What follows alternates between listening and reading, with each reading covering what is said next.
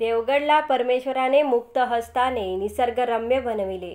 येथील सागर किनारे पर्यटकांना भुरळ घालतात।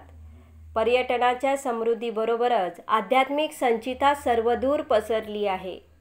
कोकणची काशी म्हणून जगविख्यात असलेले श्री क्षेत्र कुणकेश्वर मंदिर यासह अनेक आध्यात्मिक संचिता देवगडचे नाव लौकिक वाढवित आहेत।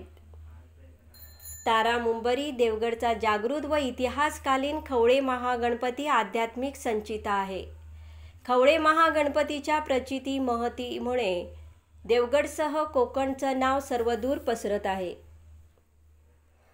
324 वर्षापूर्वीचा ऐतिहासिक खवळे महागणपती नवसाला पावणारा व भक्तांच्या हाकेला धावणारा जागृत देवस्थान आहे।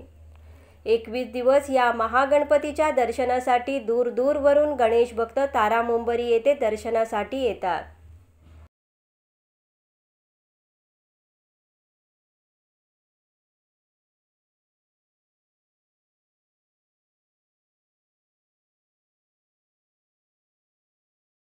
लिम्का बुक ऑफ रेकॉर्डमध्ये हा महागणपती नोंदला गेला। शिवाय या महागणपतीवर विघ्नहर्ता महागणपती चित्रपट प्रदर्शित झाला आहे। देवगड येथील तारा मुंबरी हा परिसर निसर्गरम्य परिसर आहे।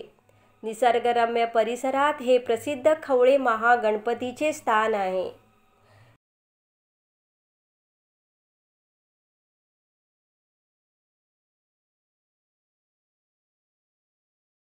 या महागणपतीची प्रचिती महती व अधिक माहिती खवळे महागणपती ट्रस्टचे अध्यक्ष सूर्यकांत विष्णू खवळे यांनी दिली।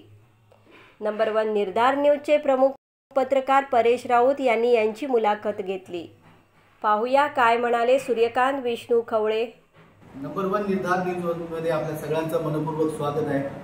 सगळीकडे आता गणपती बाप्पांचा जय जयकार होत आहे। सगळीकडे मंगलमय चैतन्यदायी असं वातावरण आहे।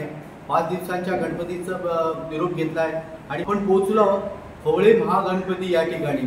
अतिशय प्रसिद्ध असा हा गणपती आहे।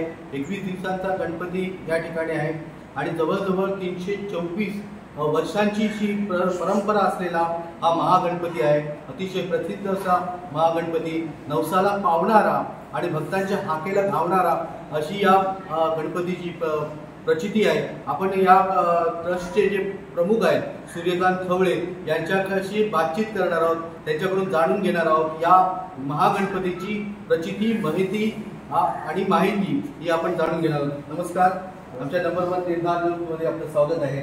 मला सर्वप्रथम सांगा या महागणपतीची जी प्रचिती आहे माहिती आहे ती सर्वप्रथम सांगा, कधीपासून सुरू झाली? छत्रपती शिवराय जेव्हा कोकणामध्ये उतरले सिंधुदुर्ग किल्ला बांधण्यासाठी त्यांच्यावर अनेक सरदार आलेले होते। त्या सरदारामध्येच आमचा जो मुख्य पुरुष होता किंवा मूळ पूर्वज होता तो त्यांच्यामध्ये होते ते त्यांचं नाव भिसाजी प्रभू म्हणून आणि ते सिंधुदुर्ग किल्ल्यामध्ये राहून महाराजांची जी वसुली होती संपूर्ण कोकणामधल्या काही प्रांताची ती वसुलीचं काम ते करायचे आणि त्याप्रमाणे महाराज जेव्हा किल्ला बांधायचं काम देऊन मला वाटतं हिरोजींकडे देऊन गेले त्यावेळी ते मालवणला मालडी या ठिकाणी वास्तव्यासाठी गेले। मालवण बोलतात आता त्याला मालवण। त्या ठिकाणी एक नारायणाचं मंदिर आहे, त्या ठिकाणी ते पूजा अर्चा करून तिथेच राहत त्या गावामध्ये। तिथून मग ते सिंधुदुर्ग किल्ल्यासाठी जात असत। नंतर मग त्यांचा कामाचा पसारा महाराजांचा पण वाढला, त्यांचा पण ते या ठिकाणी म्हणजे देवगड टू मालवण असं करायचे। कारण देवगडमध्ये पण देवगडची खाडी, विजयदुर्गची खाडी, मुंबरीची खाडी या ठिकाणी खूप गलबत असायची। त्या गलबतांच्यावर लक्ष ठेवण्यासाठी किंवा व्यवस्थापनासाठी ते या ठिकाणी मग त्यांच्या लक्षात आलं की मालवण देवगड करून आपण थकण्यापेक्षा देवगडमध्येच एक घर बांधावं म्हणून हा गाव त्यावेळी गाव नव्हता पण समुद्राच्या काठी ही एक जागा असल्यामुळे या ठिकाणी त्यांनी घर बांधलं। घर बांधल्यानंतर मग या ठिकाणी वास्तव्य करत असताना त्यांचं लग्न झाल्यानंतर त्यांना मूलबाळ होत नव्हता। अशी लग्न झाल्यानंतर 10-12 वर्ष गेल्यानंतर ते ज्या मालवणला मालडी या गावी पूजा करत असेल नारायणाच्या मंदिरामध्ये त्या मंदिरामध्ये या गणपतीची छोटी मूर्ती आज जरी तुम्ही गेलात तरी एक मेटलची मूर्ती आहे त्या ठिकाणी। ती त्यांच्या स्वप्नामध्ये आली, त्यांनी दृष्टांत दिलं की माझा मोठा उत्सव कर, तुमची इच्छा पूर्ण होईल। त्यामुळे ते सरदार असल्यामुळे त्यांनी त्यावेळी ह्या गणपतीची स्थापना केली अगोदर 17 दिवस किंवा 19 दिवस किंवा 21 दिवस असं वेगवेगळ्या याने पोचवायचे, पण 11 दिवसांनी पोचवत नव्हतं. आणि त्या काळी माती नव्हती, त्यामुळे साधी माती वापरली जात होती. मग त्यांनी घरीच गणपती बनवून पूजेला लावला त्यांना आणि मोठा उत्सव केला. उत्सव केल्यानंतर त्यांना मुलगा झाला, नवसाचा मुलगा म्हणून त्याने गणपतीचा प्रसाद म्हणून त्याचं नाव गणोजी ठेवलं. हे गणोजी नंतर मग स्वतःच्या कर्तबगाडीवरती कान्होजी आंग्रेंचे नातू तुळोजी आंग्रे यांची त्यावेळी सत्ता होती समुद्रावरती. विजयदुर्ग किल्ल्यावर त्यांचीच सत्ता होती. मग हे गणोजी त्यांच्याबरोबर होते. मग त्यांच्या कर्तबगारीवरून त्यांना मोठी सरदारकी बहाल केली तुळोजी आंग्रे. मग ते विजयदुर्ग किल्ल्यावरती असायचे. मग असं होता होता इंग्रजांची त्यांचं बहुतेक लढाई चालायची. पण त्यावेळी बाजीराव म्हणून पेशवे होते. त्या पेशव्याला हे मराठी आरमार खटकायचं आणि त्यांना वाटायचं हे मराठी एक ना एक दिवस आपल्यावरती हल्ला करू शकतात किंवा आपली पेशवाई संपू शकतात. म्हणून त्यांनी त्यावेळी गव्हर्नर वॉटसन होता इंग्रजांचा, त्याच्याशी संधान बांधून असं केलं की समुद्रमार्गे तुम्ही हल्ला करा विजयदुर्गवर, आम्ही जमिनी मार्गे हल्ला करू. तशी 2000ची फौज त्यांनी पाठवली. पण तुळोजी आंग्रे आणि गणोजींनी वेळीच सावध होऊन त्यांच्याशी करार केला पेशव्यांशी की आपण मराठी आहोत, तुम्ही काय हे करू नका. पण तरी पण इंग्रजांना कळलं की आता जर आपण हल्ला नाही केला तर ह्यांना नष्ट नाही करू शकत. म्हणून त्यांनी 16 फेब्रुवारी 1756ला विजयदुर्गवरती हल्ला केला. जवळजवळ 8 ते 10 दिवस लढाई चालली. 10 दिवसामध्ये एक तोफेचा गोळा त्यांच्या विजयदुर्ग किल्ल्याच्या दारुखान्यावर पडला आणि पूर्ण किल्ला पेटला. म्हणजे तो त्यावेळी एवढा म्हणे आग लागलेली मोठी की गोव्यावरून धूर दिसत होता, अशी मोठी आग होती. मग त्यामुळे संपूर्ण आरमार तुळोजी आंग्रेंचं किंवा मराठ्यांचं त्यावेळेचं नष्ट झालं. हे सगळे पकडले गेले. मग इंग्रजांनी तुळोजी आंग्रेंना मानकोजी म्हणून सरदार होते पेशव्यांचे, त्यांच्या हवाली केलं. मग त्यांना आजीवन जवळजवळ पेशव्यांनी नजरकैदेतच ठेवलं. आणि आमचे जे गणोजी सरदार होते त्या गणोजी सरदारांना पकडून मग खारेपाटणला इंग्रजांचं कोर्ट होतं, त्या कोर्टात उभं केलं गेलं. त्यांना मग आजीवन कारावासाची शिक्षा झाली. शिक्षा भोगत असताना 12व्या वर्षी जंजिऱ्याचा जो सिद्धी-जोहर होता त्या काळचा, त्या सिद्धी-जोहरने वाटाघाटी ह्यांच्या इंग्रजांशी करून त्यांना सोडवलं 12व्या वर्षी. मग इकडे आल्यानंतर त्यांनी परत हा गणपती तसाच सुरूच होता, पण ते आल्यानंतर परत उत्सवाला जोर आला. मग त्यापासून आमची 9वी पिढी किंवा हे बसले ते 10वी पिढी, 11वी पिढी, बरोबर अशा 9, 10, 11 3 पिढ्या आता इथे कार्यरत आहे. असं 324 वर्ष हा सतत गणपती सुरू आहे. आणि आतापर्यंत आमचे जे पूर्वज किंवा इतर होत्या आजोबा पणजोबा सगळ्यांनी ही परंपरा पाळली. म्हणजे ह्याच्या परंपरेत कुठचाही आम्ही खंड करत नाही किंवा वेगळं बनवत नाही, जसं चाललंय तसंच चालवतं. आता हा गणपतीची मूर्ती बघाल तर तुम्ही संपूर्ण वेगळ्या पद्धतीची मूर्ती आहे. आता त्या काळी माती नसल्यामुळे बाजूला भटवाडी म्हणून गाव आहे, त्या ठिकाणी पळशी एक स्मशान आहे पळशीचं, त्या ठिकाणी एक माती मिळते. ती 3-4 फूट खड्डा खणून जवळजवळ 1.5 टन माती आम्ही आणतो. तीच माती वापरतो? हां, तीच 1.5 टन माती आणतो. आणि ती माती मग नारळी पौर्णिमे दिवशी या गणपतीची सुरुवात करतो. नारळी पौर्णिमेला धडापर्यंत बनवतो, संकष्टी चतुर्थीला तोंड बनवतो आणि दहीहंडीच्या दुसऱ्या दिवशी हात बनवतो आणि श्रावण अमावस्येला मुकुट बनवतो. असं 4 टप्प्यात हा गणपती होतो. आणि आम्ही हातानेच बनवतो आणि घरच्या पुरुषांनीच हा गणपती बनवतो. बाहेरचे पेंटर यांना म्हणजे चालत नाही किंवा कोणी येत नाही, आम्हीच करतो तो गणपती. आणि मग त्याप्रमाणे असा 1.5 टन वजनाचा हा गणपती तयार होतो. आणि हाताने करत असल्यामुळे पूर्ण भरीव आहे. बरोबर. जवळजवळ 20 ते 25 मुलं यांना उचलायला लागतात, सगळे पुरुष बरोबर असं. आणि या गणपतीचं वैशिष्ट्य बघाल तर तुम्ही त्यावेळी ते इंग्रजांशी लढत असल्यामुळे तो त्याचा चेहरा आहे तो पूर्ण लाल आहे. म्हणजे गणपतीचं जे विकट रूप बोलतात, बरोबर, म्हणजे गणपतीने राक्षसांशी लढण्यासाठी जे विकट रूप घेतलेलं ते विकट रूप या प्रकारचं आहे. आणि त्यामुळे त्याचा पूर्ण चेहरा लाल आहे. त्याच्या केसाची रचना इंग्रजांचा त्यांच्यावर प्रभाव असल्यामुळे केस त्याचे इंग्रजांसारखे आहेत, आपल्या हिंदू पद्धतीने नाही. असं त्याने गणपती बनवला. त्याचे डोळे आहेत ते पंढरपूरच्या विठ्ठलासारखे आहेत. आणि चारही हाताने भक्तांना आशीर्वाद देणारा हा गणपती आहे. त्याचं बसवताना पण आम्ही कसं करतो, पहिल्या दिवशी बसवतो त्यावेळेस पूर्ण व्हाईट कलर असतो, दुसऱ्या दिवशी उंदीर बसवतो. पहिल्या दिवशी उंदीर नसतो. दुसऱ्या दिवशी उंदीर बसवल्यानंतर कलर काम आम्ही चालू करतो. मग 5व्या दिवशी आता जसा आहे तसा 5व्या दिवशी तयार होतो. त्याच्यानंतर सतत 2-3 दिवसांनी रंगकाम चालू असतं. शेवटचं रंगकाम आम्ही 21व्या दिवशी सकाळी करतो. म्हणजे त्या चेहऱ्यावरची टिपके देतो असे पिवळ्या रंगाचे. ते त्याचं तिसरं रूप. असं 21 दिवसात पहिला सफेद, नंतर रंगवलेला आणि टिपक्यांचा, असा वेगवेगळ्या 3 रूपात दिसणारा जगामध्ये हा एकच गणपती. आणि म्हणून लिम्का बुकने मान्यता दिलं की अशा प्रकारचा जगात किंवा भारतात हा एकच गणपती असं त्याचं आहे.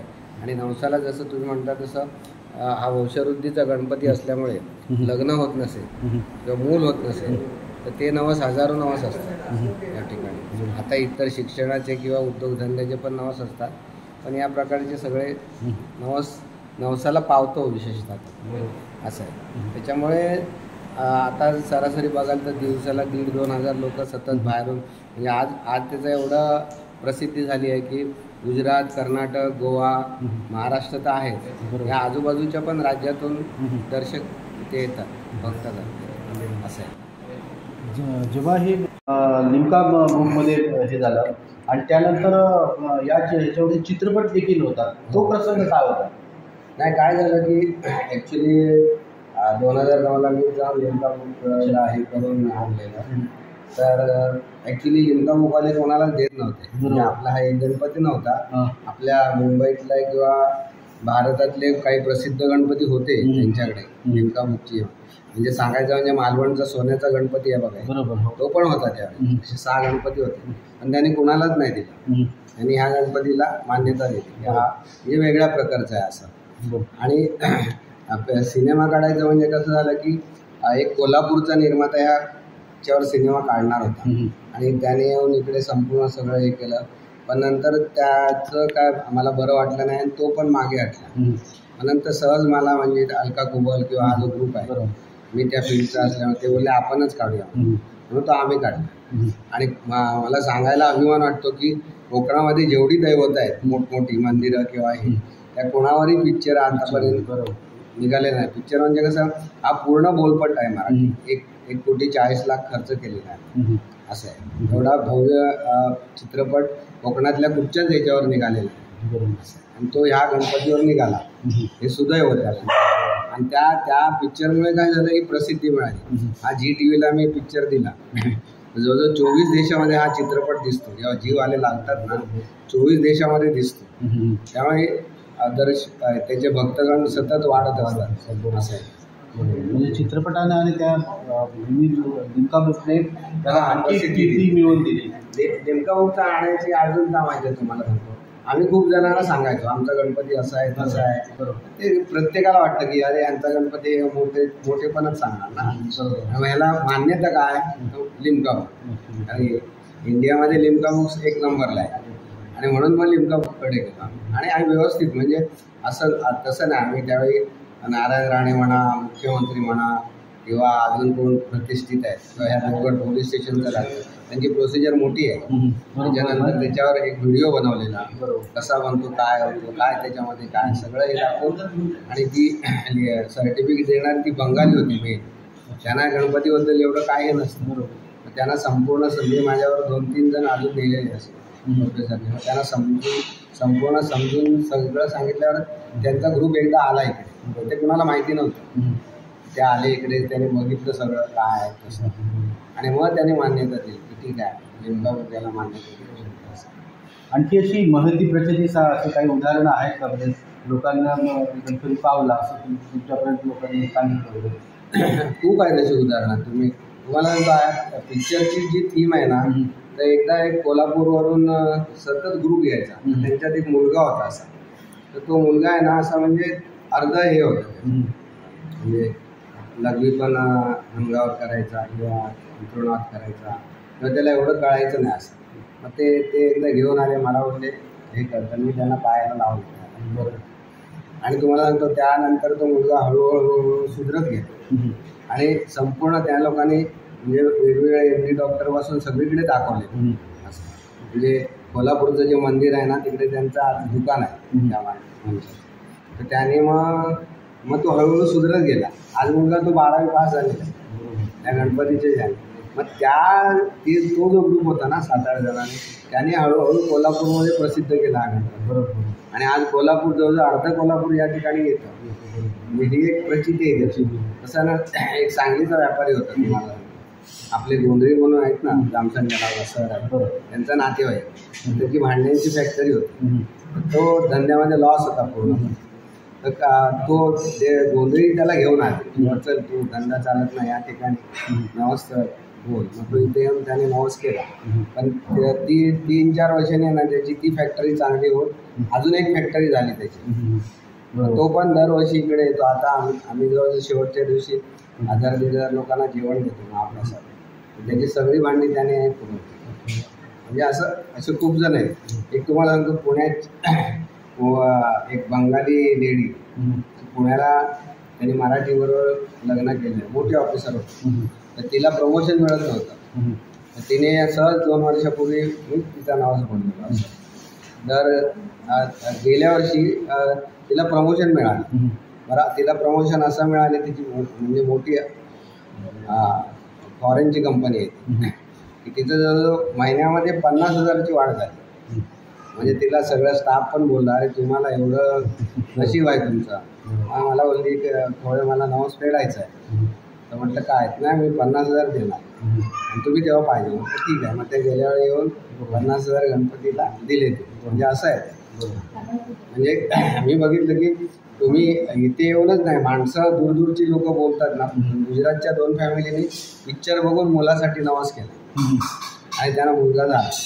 मग ते शोधत अशा आले रत्नागिरीवरून. असं आहे. म्हणजे असं पावतो तो. म्हणजे एक आहे, श्रद्धेने तुम्ही जर बोललात ना किंवा असं तर काम होणारच. आणि आम्हाला खूप वेळा प्रचिती अशी येते की आता एखादी गोष्ट नसेल आमच्या इकडे, अरे बाबा नाही आहे आता काय करणार, तर कोणतरी घेऊन येतो. असं आहे. एवढं त्याचं हे. आणि आम्हाला पण असं काय वाईट घडणार असेल ना, तो अगोदर स्वप्नात येऊन असा दृष्टांत देतो. असं होणार, गणपती असा न बसता खाली बसला आहे किंवा रस्त्यावर बसला आहे किंवा थोडी खंडित आहे, मग समजायचं आपण काहीतरी बरोबर. असं आहे.